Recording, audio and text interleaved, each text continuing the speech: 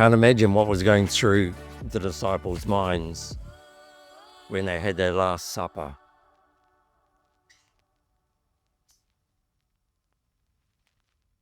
We read about it in Matthew, Mark, and Luke, and also in John, but John adds one little extra little bit there.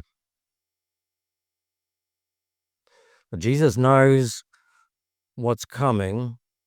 The disciples don't really know. As they come to this Last Supper, this last time of eating a meal with Jesus, this last time when Jesus speaks into their lives before the cross. And as he speaks, and in that moment we see truly the greatness of God and the incredible thing that Jesus did for us. So in his mind, he's got the events that are coming, and he's got a group of disciples there that haven't really got a very high pass mark in many of the stuff they've been doing.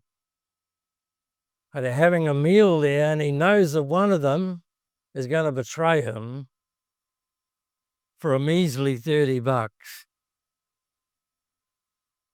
And he says to them, well, he actually didn't say anything, he just did it. He took off his robe and he washed their feet and he served them, and he took the lowest position possible. He took that place of a servant, and he said to his disciples, I want you to do the same as this. And then they had communion together, or the Passover supper, as they called it. And he took a piece of bread and he broke it and he said, this is my body, which is given for you. And this is the cup. This cup represents my blood, which is also given for you. And he says this in the context of saying, I want you to go out. And he explained it a little bit more, and they understood a little bit more in the days ahead. And so it must have been quite confusing to them. Here he is talking about being a servant, and here he is doing the ultimate thing of humility and love and grace, and kind of went over their head a little bit.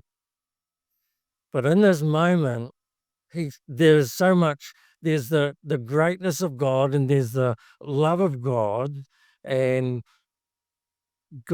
Jesus' willingness to obey his Father and go through an enormous trauma.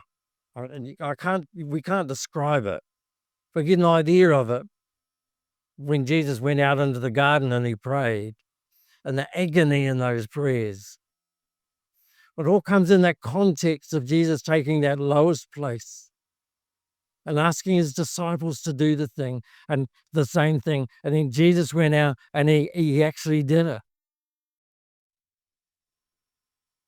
He gave his life as a criminal.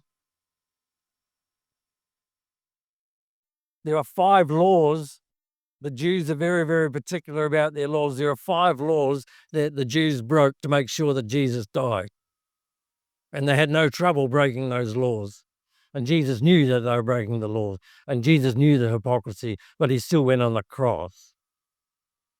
And here's this amazing time when Jesus is doing something, but he's also in the context of that saying, look after one another, care for one another, bless one another, pray for one another. And the ultimate example of that was then immediately after asking the disciples to do what Jesus has done, and then go out and go through that mock trial and the crucifixion. I go, man, what a God, what a great God. So as we share communion now, as I just ask you to come to the front and take a piece of bread and a cup. And if you're not if you're a visitor here this morning and you're not in the habit of taking communion as we do it here, you're welcome to join in. If your children want to take communion, you're welcome to do that as a parent. You know what you can do. It's quite okay in this church with us. And so if you just want to sit, you're not quite sure, okay, that's okay too. But I just encourage you to come and take a piece of bread and a cup and go and sit with someone. Maybe it's someone in your family, maybe it's someone else. Maybe 2 or 3 of you come together and you eat the bread together and you take the cup together and you pray for each other in the manner and say, how can I pray to bless you? How can I pray to help you? So that in the context of Jesus giving his life and suffering on the cross, we are putting ourselves in a position to say, how can I help you, my brother? How can I help you, my sister? What can I do to bless you? How can I pray for you this morning? What is it that you are struggling with in your life? How is it that we can pray with you and surround you and say, we want to stand with you and we want to take that place and honor you and bless you and lift you up for the honor of Jesus. So if you'd like to come forward and take the cup and take a piece of bread and share it with someone. If you want to sit by yourself, no problem. We're not counting. I'm not going to stand here and watch. I just encourage you to take that attitude that Jesus had of a servant, that when he came to the cross, that's what he was doing. And he calls us to do the same. Father, as we share this together, I just pray, Father, that you will bring your presence to us in an understanding what you've done in your greatness and your goodness. And help us through your greatness and your goodness and the love to do and share that with others for your name. Amen.